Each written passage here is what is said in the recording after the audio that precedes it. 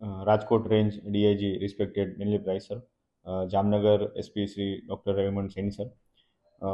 જામનગર એલસીબીના PI Shri VB Chaudhary સાહેબ, તેમજ પેરોલ સ્કોડના પીએસઆઈ શ્રી એમબી ભાટિયા સાહેબ, એમના માર્ગદર્શન હેઠળ જે ઓપરેશન કારાવાસ ચાલુ છે એના અંતર્ગત જેટલા પણ ફરારી નાસ્તા ફરતા આરોપીઓ તેમજ કેદીઓ જે હોય છે એને પકડવાની ઝુંબેશ ચાલુ હોય છે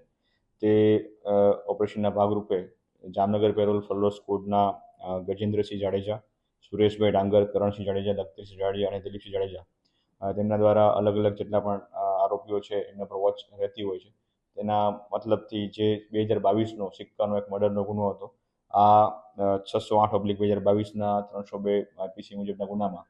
જે મુખ્ય આરોપી હતો જેનું નામ છે દેવાંગ ઉર્ફે કાનો રામભાઈ ચાવડા, એ અગાઉ વચગાળાના જામીન ઉપરથી ફરાર થયેલો હતો અને આશરે 7 મહિનાથી ફરાર હતો. આ કેદી જે ફરાર ઉપર હતું એના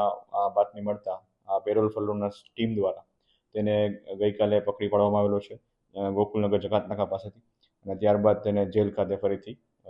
સોંપવામાં આવેલું છે. આ કામગીરી જામનગર એલસીબી તેમજ પેરોલ ફલ્લો સ્કોડની ટીમ દ્વારા કરવામાં આવી છે.